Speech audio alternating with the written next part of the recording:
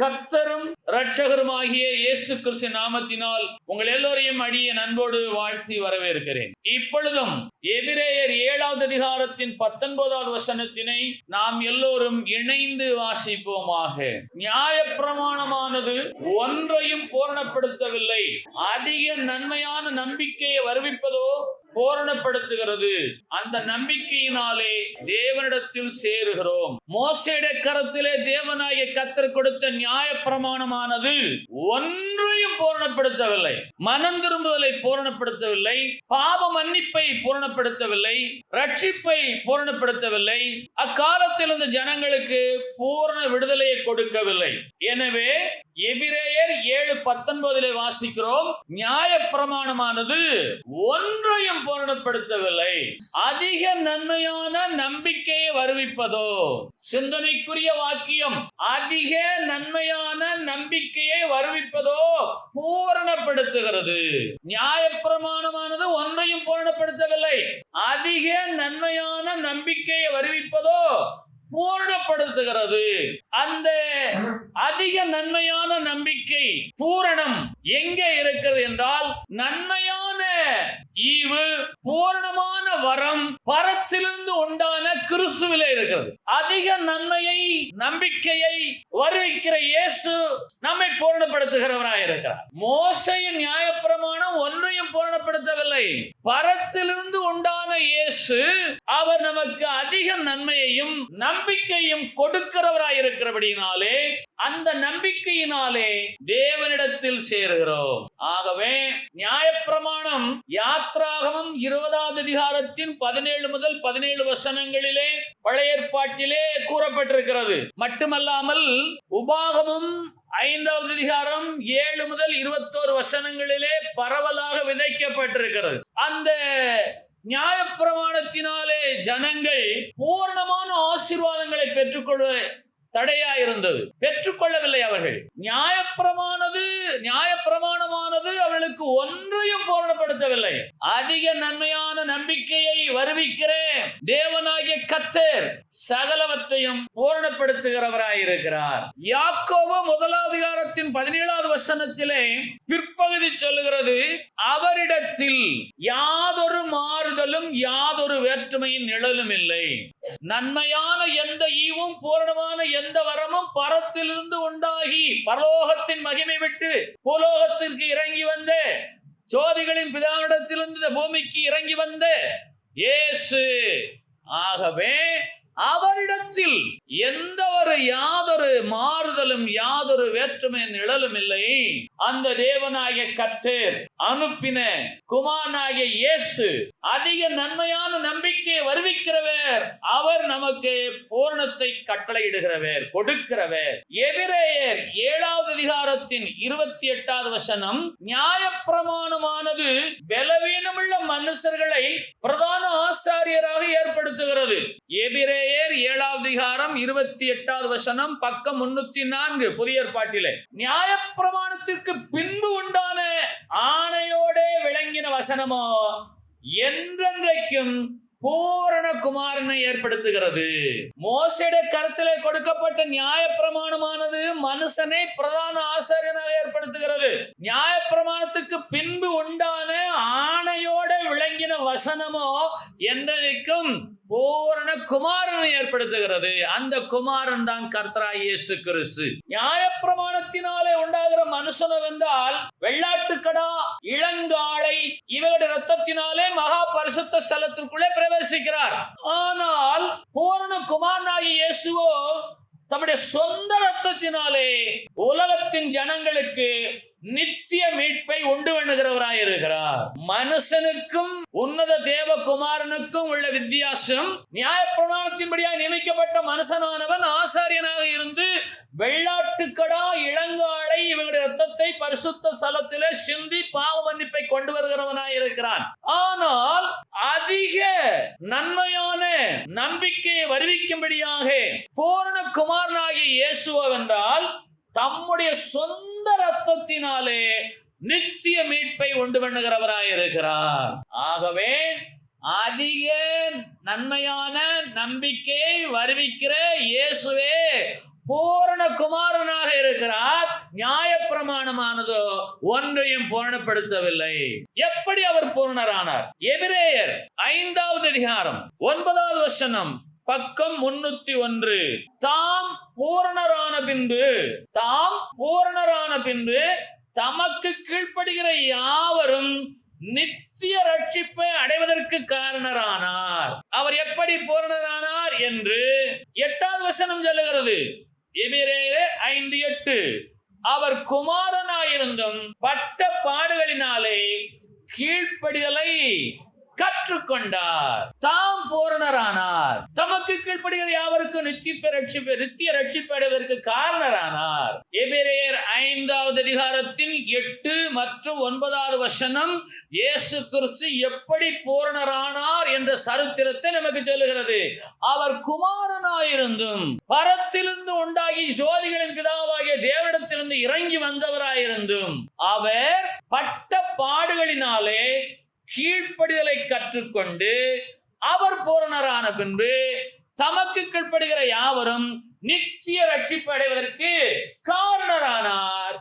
அதிக நன்மையான நம்பிக்கை வருவிக்கிற பூரணரானார். நியாயப்பிரமாணமானதோ ஒன்றையும் பூரணப்படுத்தவில்லை. நியாயப்பிரமாணத்தின்படி மனுஷனான ஆசாரியானவன் வெள்ளாட்டுக்கடாவின் இளங்காளையின் ரத்தத்தை கொண்டு வந்து பாவத்துக்கு பரிகாரமாக பரிசுத்த ஸ்தலத்திலே தெளித்தான். இவரோ வந்தால் தம்முடைய சொந்த ரத்தத்தினாலே நித்திய மீட்பை ஜனங்களாகிய நமக்கு உண்டு பண்ணி இருக்கிறார். ஆனபடியினால்தான் நியாயப்பிரமாணம் ஒன்றையும் பூரணப்படுத்தவில்லை. இயேசு சிந்தின ரத்தம் சகலவற்றையும் பூரணப்படுத்துகிறது.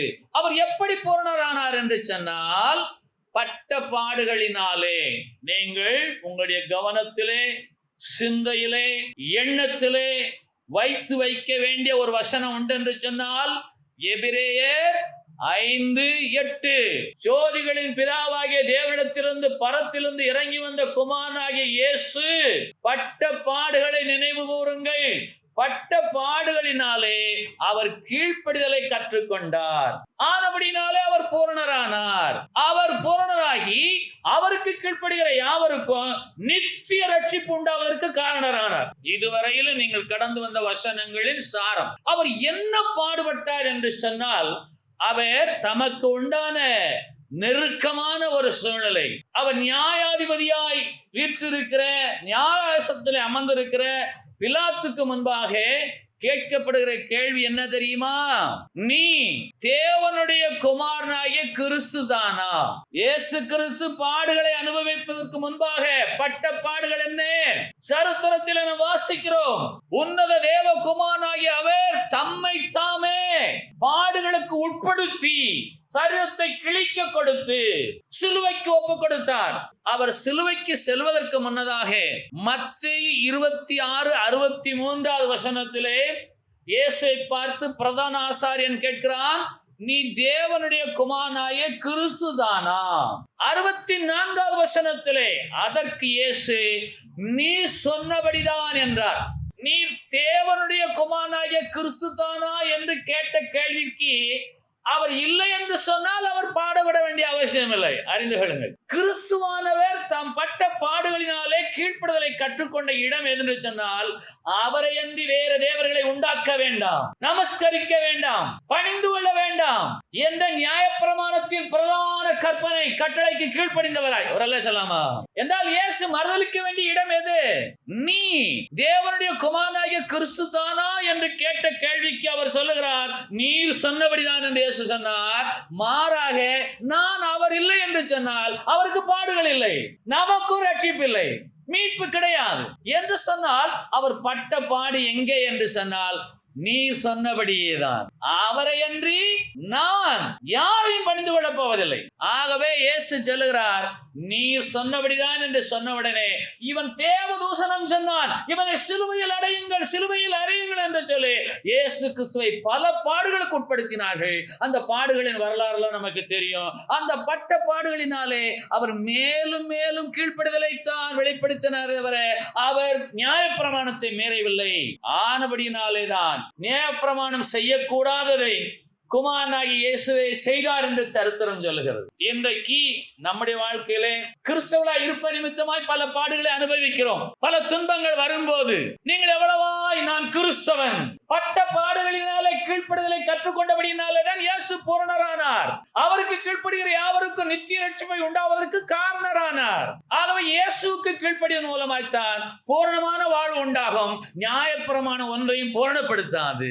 ஏன்? இயேசு பட்ட பாடுகளினாலே கீழ்ப்படுதலை கற்றுக்கொண்ட இடம் எது? பாடுகள் பக்கமாக இருக்கிறது. அவர் எப்படியெல்லாம் பாடுபட போகிறார் என்பது அவருக்கே தெரியாது. சித்திரவதை அதிகமாய் பக்கமாய் இருக்கிறது.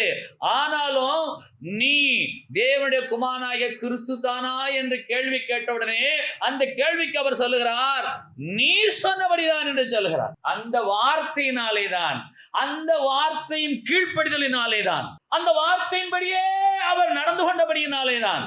இல்லை, நான் தேவனுடைய குமாரனாகிய கிறிஸ்து இல்லை என்று சொன்னால் அவருக்கு பாடுகள் இல்லை. ஆகவேதான் எபிரேயர் 5:8 சொல்லுகிறது, அவர் குமாரனாயிருந்தும் பட்ட பாடுகளினாலே கீழ்ப்படிதலை கற்றுக்கொண்டார். நீங்கள் கிறிஸ்தவர்களாயிருந்தும் பட்ட பாடுகளினாலே கீழ்ப்படுதலை கற்றுக்கொள்வீர்களானால் வேதத்தில் சொல்லப்பட்டிருக்கிற எபிரேயர் 5:9 படி அவருக்கு கீழ்ப்படுகிற உங்களுக்கு நித்திய ரட்சிப்பை உண்டாக்குவதற்கு அவரே காரணராக இருக்கிறார். ஏனென்றால் அவர் பூரணரான கிறிஸ்து. நீங்கள் இந்த நாளிலே உங்கள் சிந்தனைக்கு கொள்ள வேண்டிய 2 வாக்கியங்கள் உண்டு என்று சொன்னால், வசனங்கள் உண்டு என்று சொன்னால், எபிரேயர் 5:8 மற்றும் 9வது வசனத்தை நீங்கள் இதயத்தில் எழுதிக் கொள்ளுங்கள். அவர் குமாரனாயிருந்தும் சர்வவல்ல தேவனுடைய ஒரே பேரான குமாரனாயிருந்தும் அவர் பட்ட பாடுகளினாலே கீழ்ப்படுதலை கற்றுக்கொண்டு அவர் பூரணரான பின்பு தமக்கு கீழ்ப்படுகிற யாவருக்கும் நித்திய ரட்சிப்பு உண்டாவதற்கு காரணரானார். அவரே அதிக நன்மையான நம்பிக்கை வருவிக்கிற பூரணப்படுத்துகிற இயேசு. தேவை என்ன?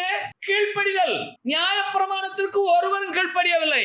ஆனால் நியாயப்பிரமாணத்திற்கு கீழ்ப்படிந்த இயேசு கிறிஸ்துவுக்கு கீழ்ப்படிந்தால் நாம் நியாயப்பிரமாணத்தை கைக்கொள்கிறவர்களாக இருக்கிறோம். நியாயப்பிரமாணத்திற்கு ஒருத்தரும் கீழ்ப்படியவில்லை. பொய் சொன்னார்கள், களவு செய்தார்கள், இச்சித்தார்கள், ஓய்வு நாளை மீறினார்கள், கர்த்தரை பணிந்து கொள்ளவில்லை, இஷ்டம் போல தெய்வங்களை எல்லாம் வணங்கினார்கள். ஆனால் இவரோ என்றால் ஜோதிகளின் பிதாவிடத்திலிருந்து பரத்திலிருந்து உண்டாகி இறங்கி வந்த உன்னத தேவகுமாரனாகிய இயேசு என்றால் நெருக்கமான வேலை வருகிறது. 3 ஆண்டுகள் அவர் அற்புதமாய் ஊழியம் செய்தார். 3 ஆண்டுகளின் இறுதியிலே பாடுகள் வரப்போகிற நேரத்திலே நீ தேவனுடைய குமாரனாகிய கிறிஸ்துதானா என்று கேட்டதற்கு அவர் நீர் சொன்னபடிதான் என்று சொல்லி பிதாவாகிய தேவனுக்கு கீழ்ப்படிந்து அவர் மறுதலியாமல் தம்மை தாமே வெளிப்படுத்தினார். கரங்களை வைத்தலாமா? பிதாவாகிய தேவன் இறங்கி வரும்படியாய் அனுப்பினார், இறங்கி வந்தார், 3 ஆண்டுகள் ஊழியம் செய்தார். ஆனால் கடைசி நேரம், பாடுபட போகிற நேரம், அந்த நேரத்தில் கேட்கப்படுகிற கேள்வி 3 ஆண்டுகள் வாழும் போது இந்த கேள்வி கேட்கப்படவில்லை. 3 ஆண்டுகளின் முடிவிலே, இறுதியிலே, பாடுகள் சமயமாக இருக்கையிலே கேட்கப்படுகிற கேள்வி என்ன?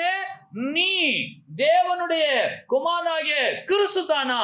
ஆம் என்று சொல்லி கீழ்ப்படிந்தார். அல்ல சொல்லாமா என்று சொன்னால், நீங்கள் பட்ட பாடுகளுக்கு, படப்போகிற பாடுகளுக்கு, உலகத்தில் உண்டாகிற சகல உபத்திரங்கள் மத்தியிலும் நான் கிறிஸ்தவன், என் தேவனாகிய கர்த்தர் என்று ஒருவரை நான் பணிந்து கொள்ள மாட்டேன் என்று நீங்கள் கீழ்ப்படிவீர்களானால், கீழ்ப்படிகிற உங்களுக்கு நித்திய ரட்சிப்பை உண்டு பண்ணுவதற்காகவே இயேசு கிறிஸ்து காரணராகி பூரணரானார். என்ன செய்ய வேண்டும்? நீங்கள் இயேசுவுக்கு கீழ்ப்படிய வேண்டும். எபிரேயர் 5:9 படி தாம் பூரணரான பின்பு தமக்கு கீழ்ப்படுகிற யாவருக்கும் நித்திய ரட்சிப்பு அடைவதற்கு காரணரான இயேசுவுக்கு கீழ்ப்படியுங்கள். அவர் என்று நீங்கள் ஒருவரையும் சேவிக்க வேண்டாம், நமஸ்கரிக்க வேண்டாம், வேற தெய்வங்களை உண்டாக்க வேண்டாம். அவருடைய நாளை பரிசுத்தமாய் ஆசரியுங்கள். அவரை தொழுது கொள்கிற நீங்கள் பொய் சொல்ல வேண்டாம், களவு செய்ய வேண்டாம், இச்சிக்க வேண்டாம். நீங்கள் உங்கள் தாயின் தகப்பனையும் கனம் பண்ணுங்கள். நியாயப்பிரமாணம் உங்களில் நிறைவேறுகிறதா இருக்கிறது. இயேசு கிறிஸ்து கீழ்ப்படிந்த ஒரே ஒரு இடம், நீ தேவனுடைய குமாரனாகிய கிறிஸ்து தானா? நீர் சொன்னபடிதான். நீங்கள் கிறிஸ்தவர் தானா? ஆம், நான் கிறிஸ்தவர் தான் சொல்லலாம். ஆனால் வாழ்வில் கீழ்ப்படிய வேண்டும் கிறிஸ்துவுக்கு. ஆகவேதான் எபிரேயர் 5:9 சொல்லுகிறது, தமக்கு கீழ்ப்படுகிற யாவருக்கும் நித்திய ரட்சிப்பை அடைவதற்கு காரணரானார் என்று. நித்திய ரட்சிப்பை அடைவதற்கு கீழ்ப்படிதல் அவசியம். இயேசு கீழ்ப்படிந்து பூரணரானார். பூரணரானார் என்று அவருக்கு கீழ்ப்படுகிற யாவருக்கும் நித்திய ரட்சிப்பை கொடுக்க காரணரானார். இயேசு கிறிஸ்து கீழ்ப்படிந்து பூரணரானார். பூரணரானார் அவருக்கு கீழ்ப்படுகிற யாவருக்கும் நித்திய ரட்சிப்பை உண்டாக அவர் காரணரானார். எழுதிக் கொள்ளுங்கள். ஆகவே நீங்கள் நியாயப்பிரமாணத்துக்கு கீழ்ப்படியவில்லை, இயேசுக்கு கீழ்ப்படியுங்கள். அவர் பூரணரானார். அதிக நன்மையும் நம்பிக்கை வருவிக்கிறவராயிருந்தார். ஆகவே அந்த நம்பிக்கையோடு அவரிடத்தில் சேருகிறீர்கள். சேருங்கள், நெருங்கி சேருங்கள். ஆகவே நீங்கள் கீழ்ப்படிய வேண்டியது அவசியமா இருக்கிறது. அவர் குமாரனாயிருந்தும் பட்ட பாடுகளினாலே கீழ்ப்படிதலை கற்றுக்கொண்டார். நீங்கள் கிறிஸ்தவராயிருந்தும் பட்ட பாடுகளினாலே கீழ்ப்படிய வேண்டும். ஏன்? அவரை அன்றி வேறு தேவர்களை உண்டாக்கவோ நமஸ்கரிக்கவோ சேவிக்க வேண்டாம். அவருடைய நாமத்தை வீணிலே வழங்க வேண்டாம். அவருடைய பரிசுத்த நாளை பரிசுத்தமாய் ஆசரிக்க வேண்டும். இந்த வசனங்களின்படியாக நீங்கள் என்ன செய்ய வேணும்? உங்களை நீங்களே நிதானித்து பார்க்க வேணும். நான் ஜோசியம் பார்க்க போக மாட்டேன், குறியேற்க போக மாட்டேன், தீர்க்கதரிசிகளை நாட மாட்டேன். என் தேவனாகிய கர்த்தருக்கு நான் கீழ்ப்படியும் போது எனக்கு அதிக நன்மையான நம்பிக்கையை வருவிக்கிற பூரணரான கிறிஸ்துவை நான் பின்பற்றுவேன் என்று சொல்லி அவருக்கு கீழ்ப்படுகிற யாவருக்கும் அவர் நித்திய ரட்சிப்பை கொடுக்க காரணராகி இருக்கிறார். ஆகவே நியாயப்பிரமானதானது ஒன்றையும் பூரணப்படுத்தவில்லை. ரோமர் 8வது அதிகாரம் 2வது வசனம், புதிய ஏற்பாட்டில் 215வது பக்கம். கிறிஸ்து இயேசுவினாலே ஜீவனுடைய ஆவியின் பிரமாணம் என்னை பாவம் மரணம் என்பவர்களின் பிரமாணத்தினின்று விடுதலையாக்கிற்று. ரோமர் 8வது அதிகாரத்தின் 2வது வசனம், பக்கம் 215. கிறிஸ்து இயேசுவினாலே ஜீவனுடைய ஆவியின் பிரமாணம். மோசேயிடத்தில் கொடுக்கப்பட்ட நியாய பிரமாணம் கிறிஸ்து இயேசுவினாலே உண்டான ஜீவனுடைய ஆவியின் பிரமாணம். இந்த பிரமாணமானது பாவம் மரணம் என்கிற பிரமாணத்திலிருந்து விடுதலையாக்குகிறது. அப்ப கர்த்தராகிய இயேசு கிறிஸ்து பட்ட பாடுகளினாலே உண்டாக்கின பிரமாணம் என்ன என்று கேட்டால் அது ஆவியின் பிரமாணம். அந்த ஆவியின் பிரமாணம் என்ன என்று பார்ப்போமேயானால் அவர் சிலுவையிலே இருக்கையிலே லூக்கா 23:46 இயேசு, பிதாவே உம்முடைய கைகளில் என் ஆவியை ஒப்புவிக்கிறேன் என்று மகா சத்தமாய் கூப்பிட்டு சொல்லி இப்படி சொல்லி ஜீவனை விட்டார். ஆகையினாலே கிறிஸ்துவினாலே ஜீவனுடைய ஆவியின் பிரமாணம் உண்டானது. அந்த ஆவியின் பிரமாணத்தினாலே பாவம் மரணம் என்கிற பிரமாணம் என்னை மேற்கொள்ளாதபடிக்கு என்னை விடுதலைப்படுத்தினது ஜீவனுடைய ஆவியின் பிரமாணம். கிறிஸ்து கீழ்ப்படிந்தபடினாலே எங்கே கீழ்ப்படிந்தார்? சிலுவை பரியந்தம் கீழ்ப்படிந்தார். சிலுவையின் மரண பரியந்தம் கீழ்ப்படிந்தார்.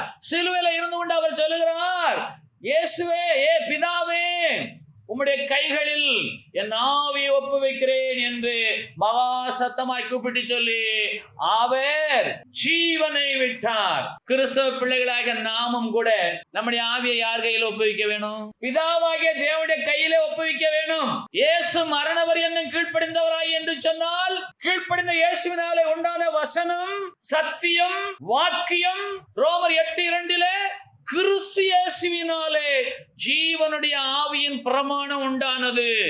கிறிஸ்து இயேசுவினாலே உண்டான அந்த ஜீவனுடைய ஆவியின் பிரமாணத்தினாலே பாவம் மரணம் என்கிற பிரமாணத்திற்கு நான் விடுதலையானேன் என்று பரிசுத்த பவுல் சொல்லுகிறார். ஆகவே இப்பொழுது நமக்கு 3 பிரமாணங்களை வேதம் கொடுக்கிறது. 1 மோசேயின் கையில கொடுக்கப்பட்ட நியாய பிரமாணம், 2 கிறிஸ்து இயேசுவினாலே உண்டான ஜீவனுடைய ஆவியின் பிரமாணம், 3 பாவம் மரணம் என்னும் பிரமாணம். இவைகளெல்லாம் சட்டங்கள், இவைகளெல்லாம் கட்டளைகள்.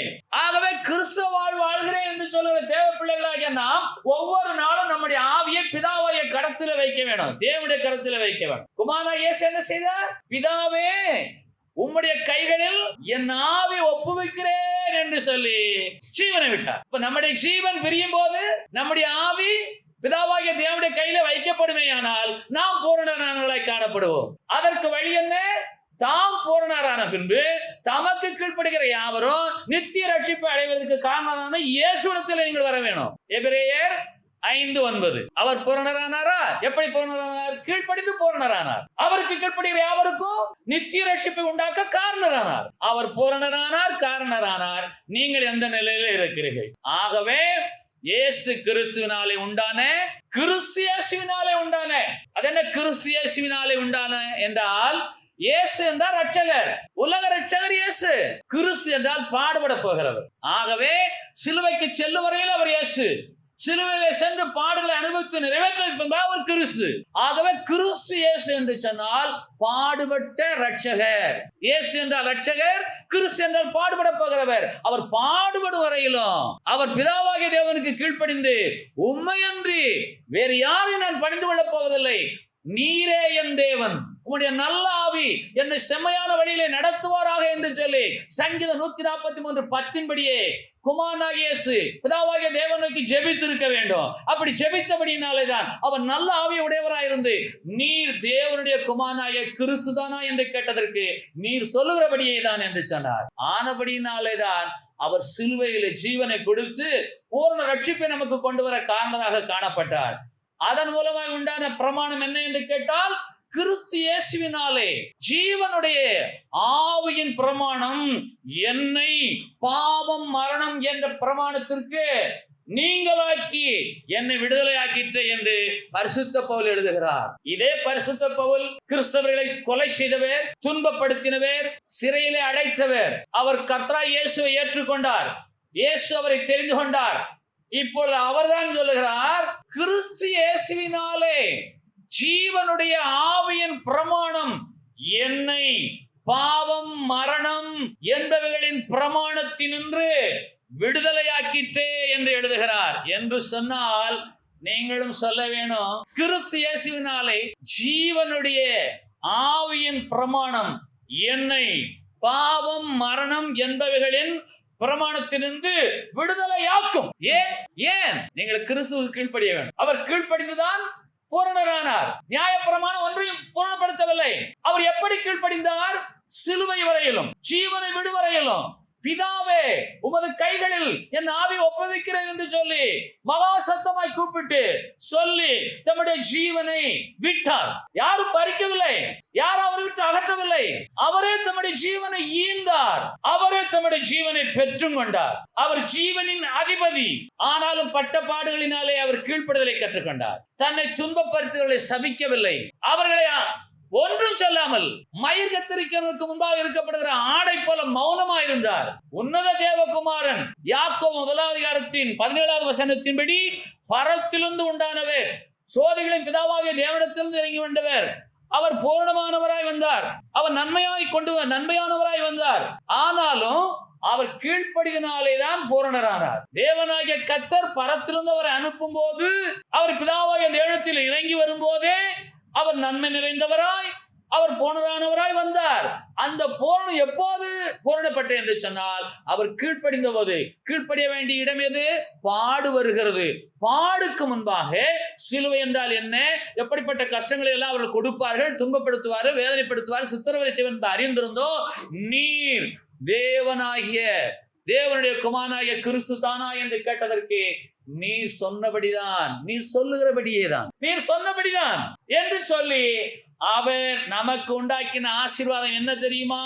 ஜீவனுடைய ஆவியின் பிரமாணம் என்ற ஆவிக்குரிய பிரமாணத்தை தேவனாகிய கர்த்தர் இயேசு மூலமாய் நமக்கு கொடுத்தார். நியாய பிரமாணத்தை கொடுத்த தேவனாகிய கர்த்தர் தமது குமாரனாகிய இயேசுவை அனுப்பி இப்பொழுது நமக்கு கொடுக்க இரண்டாவது பிரமாணம் என்ன என்று கேட்டால், ஜீவனுடைய ஆவியின் பிரமாணம். இந்த ஜீவனுடைய ஆவியின் பிரமாணம் நம்மை பாவம் மரணம் என்கிற பிரமாணங்களுக்கு விடுதலையாக்குறதா இருக்கிறபடினாலே நீங்கள் என்ன செய்ய வேண்டும் என்று சொன்னால், எப்பொழுதும் உங்களுடைய ஆவியை பிதாவாகிய தேவனுடைய கரங்களிலே வைக்க வேண்டும். இயேசு கிறிஸ்து தம்முடைய ஆவியை பிதாவாகிய தேவனுடைய கரத்திலே வைத்தார். நீங்கள் இயேசுவுக்கு கீழ்ப்படிந்து உங்களுடைய ஆவியை இயேசுடைய கரத்திலே வைக்க வேண்டும். அப்பொழுது ஜீவனுடைய ஆவியின் பிரமாணம் உங்களை பாவத்தினின்று விடுதலையாக்கும், மரணத்தினின்று விடுதலையாக்கும். மாறாக ரோமர் 10:4 புதிய ஏற்பாட்டிலே 218 பக்கம், விசுவாசிக்கிற எவனுக்கும் நீதி உண்டாகும்படியாக கிறிஸ்து நியாயப்பிரமாணத்தின் முடிவாயிருக்கிறார். எதை விசுவாசிக்க வேணும்? என் தேவனாகிய கர்த்தர் பட்ட பாடுகளினாலே கீழ்ப்படுதலை கற்றுக்கொண்டு பூரணரானார். அவருக்கு கீழ்ப்படுகிற யாவருக்கும் நித்திய ரட்சிப்பை உண்டாக்க காரணரானார். அந்த இயேசுடைய கரத்தில் என் ஆவியை ஒப்புவிக்கிறேன் என்று சொல்லி விசுவாசிக்கிற எவனுக்கு நீதி உண்டாகும். இயேசு கிறிஸ்து விசுவாசிக்கிற இடம் எது என்று சொன்னால், பாவமான மரணத்துக்கு ஏதுவான வேதனையான சமயங்களில் நீங்கள் சொல்ல வேணும், இயேசுவே என் ஆவியை உம்முடைய கரங்களில் நான் ஒப்புவிக்கிறேன். உம்மாலே உண்டான ஜீவனுடைய ஆவியின் பிரமாணத்துக்கு என்னை ஒப்புக் கொடுக்கிறேன். இந்த பாவம் மரணம் என்பவனை என்னை விடுதலையாக்கும் உம்மால் மாத்திரமே முடியும் என்று விசுவாசிக்கிற எவருக்கு நீ உண்டாகும்படியாக கிறிஸ்துவானவர் நியாயப்பிரமாணத்தின் முடிவாயிருக்கிறார். இயேசு கிறிஸ்து நியாயப்பிரமாணத்தின் முடிவாயிருக்கிறார். ரோமர் 3:20 210 பக்கம், இப்படி இருக்க பாவத்தை அறிகிற அறிவு நியாயப்பிரமாணத்தில் வருகிறது. எந்த மனுஷனும் நியாயப்பிரமாணத்தின் கிரியைகளினால் தேவனுக்கு முன்பாக நீதிமானாக்கப்படுகிறதில்லை. விசுவாசிக்கிறவனுக்கு நீதி உண்டாகும்படியாக கிறிஸ்துவே நியாயப்பிரமாணத்தின் முடிவாக இருக்கிறார். ஆகவே நீங்கள் விசுவாசிக்க வேண்டும். எதை விசுவாசிக்க வேண்டும்? கிறிஸ்து இயேசுவினாலே உண்டான ஜீவனுடைய ஆவியின் பிரமாணம் என்னை பாவம் மரணம் என்பதிலிருந்து விடுதலையாக்கும் என்று விசுவாசிக்க வேண்டும். என்று சொன்னால் உங்கள் ஆவியை நீங்கள் ஒவ்வொரு இமைப்பொழுதும் கர்த்தர் இயேசுடைய கரத்தில் வைக்க வேண்டும். குமாரனாகிய இயேசு பட்ட பாடுகளினாலே சிலுவையில கீழ்ப்படிந்த இடம் எது என்று சொன்னால், பிதாவே உமது கைகளில் என் ஆவியை ஒப்புவிக்கிறேன் என்று சொல்லி மகா சத்தமாக அவரை கூப்பிட்டு சொல்லி ஜீவனை விட்டதை போல உங்கள் ஜீவன் பிரிவரையிலோ நீங்கள் உங்களுடைய ஆவியை குமாரனாகிய இயேசுடைய கையிலே வைப்பீர்களேயானால், அதற்கு கீழ்ப்படிவீர்களேயானால் நித்திய ரட்சிப்பை அடைவதற்கு காரணரான இயேசு உங்களை பாவம் மரணம் என்பதிலிருந்து விடுதலையாக்க வல்லவராயிருக்கிறார். தொடர்ந்து ரோமர் 3:28 ஆதலால் மனுஷன் நியாயப்பிரமாணத்தின் கிரியைகள் இல்லாமல் விசுவாசத்தினாலே நீதிமானாக்கப்படுகிறார். மனுஷன் எப்படி நீதிமானாக்கப்படுகிறான்? விசுவாசத்தினாலே. நியாயப்பிரமாணமானது ஒன்றையும் பூரணப்படுத்தவில்லை. அன்று மட்டுமல்ல, இன்று வரையிலும் தான். இன்றைக்கு இந்த உலகத்திலே புதிதான சட்டங்கள் வருகிறது, பிரமாணங்கள் இயற்றப்படுகிறது. இந்த சட்டங்களினாலே கொலைகள் குறைகிறதா? களவுகள் குறைகிறதா? குற்றங்கள் குறைகிறதா? அதிகமாக வழக்குகள் நீதிமன்றங்களில் தேங்குகிறது. நியாயப்பிரமாணத்தினாலே ஒரு நன்மை உண்டாகாது. ஆனால் ஜீவனுடைய ஆவியின் பிரமாணத்தினாலே பாவமும் மரணமும் மனிதனை ஆட்கொள்ளாதபடிக்கு விடுதலையுடையவனாய் கர்த்தர் மாற்றுவார். ஆகவே இந்த உலகத்திற்கு தேவை என்ன? கிறிஸ்து இயேசுவினாலே உண்டான ஜீவனுடைய ஆவியின் பிரமாணம் வேண்டும். நியாயப்பிரமாணங்கள் இன்றைக்கும் கொடுக்கப்பட்டு கொண்டுதான் இருக்கிறது. உங்கள் குடும்பத்தில் நீங்கள் பிள்ளைகளுக்கு புதிய கட்டளைகளை கொடுக்கிறீர்கள், பிரமாணங்களை கொடுக்கிறீர்கள். நீ அப்படி வாழ், இப்படி வாழ்ந்தால் நல்லது என்று சொல்லி புதிய சட்டங்களையும் கட்டளைகளையும் நீங்கள் கொடுத்து கொண்டிருந்தாலும் உங்கள் பிள்ளையை பாவம் மரணம் என்பதிலிருந்து விடுதலையாக்கும்படியாக கிறிஸ்துவினாலே உண்டான ஜீவனுடைய ஆவியின் பிரமாணத்திற்கு உங்கள் பிள்ளையை நீங்கள் ஒப்பு கொடுத்தால் அவர் நித்திய ரட்சிப்பிலே பங்கடைய காரணரான இயேசுவை சேர்ந்தறிவார். ஆகையினாலே கணவன் மோசமான வாழ்கிறார் என்று சொல்லி கதறுகிற மனைவி சரியில்லை என்று கதறுகிற கணவன், பிள்ளைகள் சரியில்லை என்று கதறுகிற பெற்றோர்கள், குற்றங்கள், கொலைகள், வன்முறைகள், திருடுகள், பொய் பெருகிக் கொண்டிருக்கிறது. நாளுக்கு அந்த பூமியில களவு பெருகிறது, அநியாயம் அக்கிரமம் பெருகிக் கொண்டுதான் இருக்கிறது. நீதிமன்றங்களில் வழக்குகள் தேங்கி கிடக்கிறது, தீர்ப்பு சொல்ல முடியவில்லை.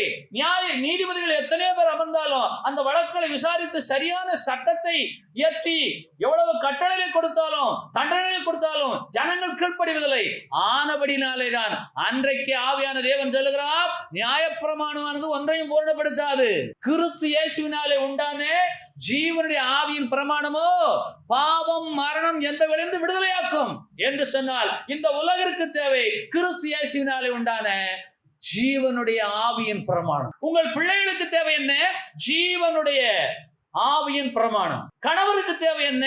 ஜீவனுடைய ஆவியின் பிரமாணம். மனைவிக்கு தேவை என்ன? ஜீவனுடைய ஆவியின் பிரமாணம்.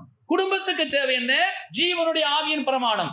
இந்த ஜீவனுடைய ஆவியின் பிரமாணம் தான் பாவம் மரணம் என்பவள் என்று விடுதலையாக்க வல்லமையுள்ளது. காரணம் என்ன என்று கேட்டால், நன்மையான ஈவும் பூர்ணமான வரமும் வரத்திலிருந்து உண்டாயிருக்கிறது. ஜோதிகளின் பிதாவாகிய தேவனிடத்திலிருந்து இறங்கி வந்திருக்கிறது. அவரிடத்திலே யாதொரு மாறுதலும் யாதொரு வேற்றுமை நிலையுமில்லை. அவர் இந்து என்றோ இஸ்லாமியன் என்றோ கிறிஸ்தவன் என்றோ கிரேக்கன் என்றோ யூதன் என்றோ ரோமன் என்றோ பகுத்து பார்க்கிறவரை அல்ல. அவரிடத்தில் யாதொரு மாறுதலும் இல்லை, யாதொரு வேற்றுமை நிலையில்லை. அவர் கீழ்ப்படிந்தவராகி பூரணரானார். அவருக்கு கீழ்ப்படுகிற யாவருக்கும் நித்திய ரட்சிப்பை உண்டாக்க காரணரானார். அவர் கீழ்ப்படிந்தபடியினாலே கிறிஸ்து இயேசுவினாலே ஜீவனுடைய ஆவியின் பிரமாணம் என்னை, உங்களை, நம்மை பாவம் மரணம் என்பவனின் பிரமாணத்திற்கு நீங்களாக்கி விடுதலையாக்கி கொண்டிருக்கிறது. செய்ய வேண்டியது என்ன? கிறிஸ்து எப்படி ஜீவனுடைய ஆவியின் பிரமாணத்தை உண்டாக்கும்படியாக பிதாவாகிய தேவனுடைய கரத்திலே தம்முடைய ஆவியை ஒப்பு கொடுத்து ஜீவனை விட்டாரோ, அதே போல நீங்கள் குடும்பமாக குமாரனாகிய இயேசுவுடைய கரத்தில் உங்களை ஆவியை கொடுத்து என் ஆவியுடைய கரத்தில் ஒப்புவிக்கிறேன், என்னை நடத்தும் என்று சொல்லி உங்கள் ஜீவன் பிரிய வரையிலும் இவைகளை தொடர்ந்து செய்வீர்களே, ஆனால் உங்கள் குடும்பத்திலே பாவம் மரணம் என்ற பிரமாணம் வேலை செய்யாமல் கிறிஸ்து இயேசுவினால் உண்டான ஜீவனுடைய ஆவியின் பிரமாணம் உங்களை விடுதலையாய் நடத்தும். ஆவியில நிரம்புவது எளிது, அந்நிய பாஷை பேசுவதை போல நடிப்பதும் எளிது. கிறிஸ்து இயேசுவினாலே உண்டான ஜீவனுடைய ஆவியின் பிரமாணத்துக்கு கீழ்ப்படிவது, கீழ்ப்படுகிற யாவருக்கும் பூர்ண ரட்சிப்பை உண்டாக்கும் காரணம் இயேசு. அவர் கீழ்ப்படிந்துதான் ஜீவனுடைய ஆவியின் பிரமாணத்தை உண்டாக்கினார். நியாய பிரமாணம் வேலை செய்யவில்லை. கீழ்ப்படிந்த கிறிஸ்து இயேசுவினாலே ஜீவனுடைய ஆவியின் பிரமாணம் பாவம் மரணம் என்பவைகளின் பிரமாணத்திலிருந்து விடுதலையாக்குகிறபடினாலே நாம் இப்பொழுது யாருக்கு கீழ்ப்படிய வேண்டும் என்று சொன்னால் இயேசு கிறிஸ்துவுக்கு கீழ்ப்படிய வேண்டும். நீங்கள் போதருக்கு கீழ்ப்படிய வேண்டிய அவசியம் இல்லை. தீர்க்கதரிசிகளுக்கு கீழ்ப்படிய வேண்டாம், சுவிசேஷங்களுக்கு கீழ்ப்படிய வேண்டாம், கோயில் பூஜாரிகளுக்கு கீழ்ப்படிய வேண்டாம், சொப்பனக்காரனுக்கு கீழ்ப்படிய வேண்டாம், இயேசுவுக்கு கீழ்ப்படிய வேண்டும். ஏன்? அவர் தாம் பட்ட பாடுகளினாலே கீழ்ப்படுதலை கற்றுக்கொண்டு தாம் பூரணரானார். பூரணரான அவர் தமக்கு கீழ்ப்படுகிற யாவருக்கும் நித்திய ரட்சிப்பை உண்டாக்க காரணரானார். அவர் எங்கே கீழ்ப்படிந்தார்? சிலுவையின் மரண பரியந்தம் கீழ்ப்படிந்தார். சிலுவையிலே அவர் சொல்லுகிறார், பிதாவே உமது கைகளில் என் ஆவியை ஒப்புவிக்கிறேன் என்று சொல்லி ஜீவனை விட்டார். கிறிஸ்து இயேசுவினாலே ஜீவனுடைய ஆவியின் பிரமாணம் உண்டாகி பாவம் மரணம் என்ற பிரமாணத்திலிருந்து இந்த நிமிட வரையிலும் அவருக்கு கீழ்ப்படுகிற யாவரையும் விடுதலையாக்கி கொண்டே இருக்கிறது. இப்பொழுது என்ன பிரமாணம்? விசுவாச பிரமாணம். முதலாவது நியாய பிரமாணம், இரண்டாவது கிறிஸ்து இயேசுவினாலே உண்டான ஜீவனுடைய ஆவியின் பிரமாணம், மூன்றாவது பாவம் மரணம் என்னும் பிரமாணம், நான்காவது விசுவாச பிரமாணம். ஆகவே உங்களுடைய விசுவாசம் ஒரு சட்டமாக மாற வேண்டும். பிரமாணம் என்றால் என்ன? சட்டம், கட்டளை, நியமம், விதி, கோட்பாடு, கொள்கை. ஆகவே இன்றைக்கு நீங்கள் உங்களுடைய சட்டம், உங்களுடைய நியாயப்பிரமாணம், உங்களுடைய கொள்கை, உங்களுடைய விதி, உங்களுடைய ஆகமம் எல்லாமே உங்களுக்குள்ளே தான் இருக்கிறது. நீங்க சொல்லுங்கள் விசுவாசத்தினாலே, இயேசுவே எனக்கு பல பாடுகள் வருகிறது, நான் கஷ்டப்படுகிறேன், நான் துன்பப்படுகிறேன், ஆனாலும் நான் உம்மை மறுதலிக்க மாட்டேன், நான் கிறிஸ்தவன் என்று சொல்லுவேன். இயேசு மறுதலித்திருக்கலாமே, நீ தேவனுடைய குமாரனாகிய கிறிஸ்துதானா என்று கேட்டதற்கு இல்லை என்று சொன்னால் பாடுகள் இல்லையே. அவர் கீழ்ப்படிந்தாரே, நீ சொல்லுகிறபடிதான். ஆகவே இயேசுவே இந்த பூமியில கஷ்டம் வருகிறது, நஷ்டம் வருகிறது, வேதனை வருகிறது, ஆனாலும் நான் கிறிஸ்துவாகிய உம்மை மறுதலிக்க மாட்டேன், உம்மை என்று வேறு யாரையும் சேவிக்க மாட்டேன். அப்பொழுது அவருக்கு கீழ்ப்படுகிற உங்களுக்கு நித்திய ரட்சிப்பை உண்டாக்க காரணரான இயேசு தாம் கீழ்ப்படிந்து உண்டாக்கின ஜீவனுடைய ஆவியின் பிரமாணத்தினாலே பாவம் மரணம் என்ற பிரமாணங்களுக்கு உங்களை விடுதலையாக்கி நித்திய ஜீவனுக்கு நேராக நடத்த வல்லமுள்ள கிறிஸ்துவாயிரு. 4 பிரமாணங்கள். கடைசியாக உள்ள பிரமாணம் விசுவாச பிரமாணம். அந்த விசுவாச பிரமாணத்துக்குள்ளே எல்லா பிரமாணங்கள் அடக்கம். ஆகவே வேதம் சொல்லுகிறது கர்த்தரே ஆவியானவர். 2 கொரிந்தியர் 3:17 கர்த்தருடைய ஆவி எங்கேயோ அங்கே விடுதலை உண்டு. ஏன்? கிறிஸ்து இயேசுவினாலே உண்டான ஜீவனுடைய ஆவியின் பிரமாணம் இயேசுவிடத்தில் தான் இருக்கிறது. அந்த ஆவியினாலே தான் நாம் விடுதலை அடைய முடியும். யோவான் 8:32 138 சத்தியத்தையும் அறிவீர்கள், சத்தியம் உங்களை விடுதலையாக்கும். அவரே சத்தியபரர், அவர்தான் உங்களை விடுதலையாக்க முடியும். அவரே ஜீவனுடைய ஆவியை கொடுத்தவர், உண்டாக்கினவர், பிரமாணத்தை உண்டாக்கினவர். ஜீவனுடைய ஆவியின் பிரமாணம் கிறிஸ்துவினாலே உண்டானது. அந்த பிரமாணம் பாவம் மரணம் என்ற பிரமாணத்திற்கு விடுதலையாக்க வல்லமை உள்ளது. ஆகவே கர்த்தரே ஆவியானவர். கர்த்தருடைய ஆவி எங்கேயோ, கவனிக்க வேண்டிய இடம் எங்கேயோ, யாருக்குள்ளோ, யாரிடமோ கர்த்தருடைய ஆவி எங்கேயோ அங்கேதான் விடுதலை உண்டு. சத்தியத்தை அறிந்திருக்க வேணும். இன்றைக்கு சொல்லப்படுகிற சத்தியத்தை நீங்கள் அறிந்திருந்தால் இந்த சத்தியம் உங்களுக்குள்ளாக விடுதலை கொண்டு வரும். யோவான் 8:36 குமாரன் உங்களை விடுதலையாக்கினால் மெய்யாகவே விடுதலையாவீர்கள். விடுதலை என்பதே ஒரு விடுதலையான காரியம். அதுல மெய்யாகவே விடுதலையாவீர்கள். எப்படி விடுதலையாவீர்கள்? மெய்யாகவே, உண்மையாகவே. எதிலிருந்து நான் விடுதலை அடைய வேணும்? நான் சிறையில் இல்லையே, நான் கைதி இல்லையே, நான் தண்டனை பெறவில்லை என்று சொல்லலாம். எல்லோரும் தங்கள் தங்கள் மனச்சிறையிலே சிக்கி இருக்கிறார்கள். அவரவர் தங்கள் தங்கள் மனச்சிறையிலே சிக்கி இருக்கிறார்கள். திறந்த வெளி சிறைச்சாலையில நடமாடிக்கொண்டிருக்கிறார்கள். பாவம் அவர்களை ஆட்கொண்டிருக்கிறது. மரண பயம் அவர்களை ஆட்கொண்டிருக்கிறது. பாவம் மரணம் என்னும் பிரமாணம் அவர்களை ஆண்டு கொண்டிருக்கிறது. கிறிஸ்து இயேசுவினாலே உண்டான ஜீவனுடைய ஆவியின் பிரமாணத்திற்கு நீங்கள் கீழ்ப்படிவீர்களேயானால் தமக்கு கீழ்ப்படுகிற யாவருக்கும் நித்திய ரட்சிப்பை உண்டு பண்ண காரணராகிய இயேசு அவர் உங்களை விடுதலையாக்குவார். மனதிலே குழப்பமா, தற்கொலை எண்ணமா, நிம்மதி இல்லையா, சரியாக தூக்கம் வரவில்லையா, வேதனைப்படுகிறீர்களா?